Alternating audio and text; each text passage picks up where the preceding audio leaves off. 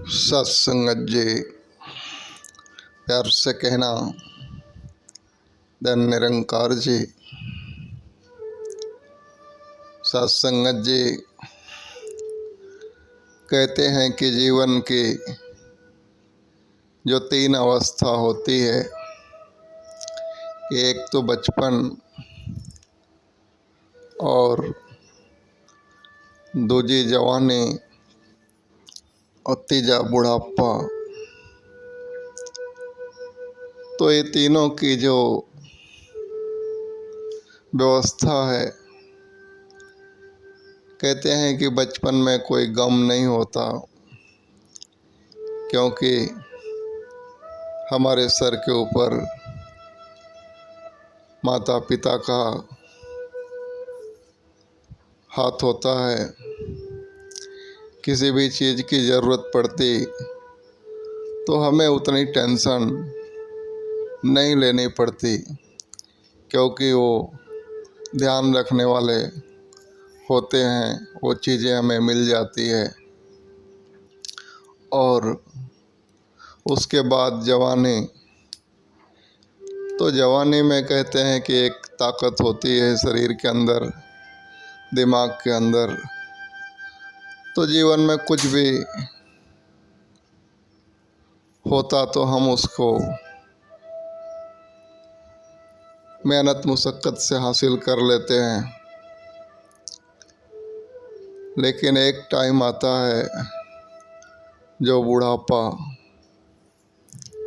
कि वृद्ध अवस्था में जब इंसान पहुंचता है,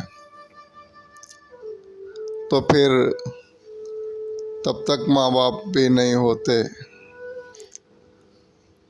और कोई ताकत भी शरीर में नहीं होती, बुद्धि भी उतना नहीं चलती। और उस समय जीवन की जो ज़रूरतें हैं वो काफ़ी बढ़ जाती है। तो उस वक्त को कैसे बेहतर किया जाए कि उस टाइम में हमारी हर ज़रूरतें पूरी हो और एक सुखमय बुढ़ापा हो। तो कहते हैं कि हम संसार में सुनते रहते हैं कि 4 दिन की चांदनी फिर अंधेरी रात। तो ये बातें जो सुनते हैं, हम समझ ही नहीं पाते कि ये बातें क्यों कही जा रही है। ये हमें समझाया जा रहा है कि 4 दिन की चांदनी फिर अंधेरी रात। क्या इंसान, आज तो जवान है, बुद्धिमान है, अच्छा कमा रहा है, खा रहा है, लेकिन उस दिन को लिए भी कुछ कर, जब तू जवान नहीं होगा, तेरे तन इस तरीके से काम नहीं करेंगे, तेरे मन इस तरीके से काम नहीं करेंगे, तब भी तुझे जीवन चलाने के लिए खाने पीने, नहाने सोने की ज़रूरतें होंगी। तो उसके लिए तू कुछ कर। तो कहते हैं कि जिन लोगों ने चांदनी में अंधेरी रात के लिए कुछ किया है, अपने जीवन सर्वाइवल के लिए, बुढ़ापे के लिए कुछ किया है, वो तो उस अंधेरी रात में नहीं, चांदनी तो कोई बात नहीं, लेकिन दिवा जला के दिवाली मनाते हैं। लेकिन जिन्होंने जवानी के मतंग में समझा नहीं जीवन के अगले पल को, तो वो तो फिर अंधेरे में बहुत दर्द होती है।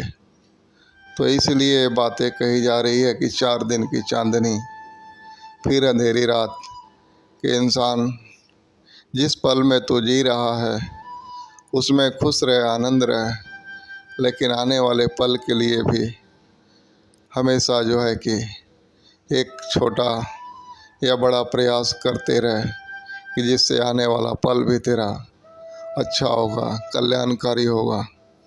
तो जीवन जीने में कोई तकलीफ़ नहीं होगी। ये सफ़र एक आनंद की तरह कट जाएगा। लेकिन संभलने का जो अवसर होता है, इंसान जो है इतना मतंग हो जाता है कि बाद में उसको दिक्कतों का सामना करने में रोने के सिवा कुछ नहीं बचता। तो आओ सदगुरु ये भी समझा रहे हैं कि हम हमारे जीवन को इस तरीके से जिएं कि हमें जो है कि पूरे जीवन कोई तकलीफ़ ना हो। प्यार से कहना, तैन निरंकार जी।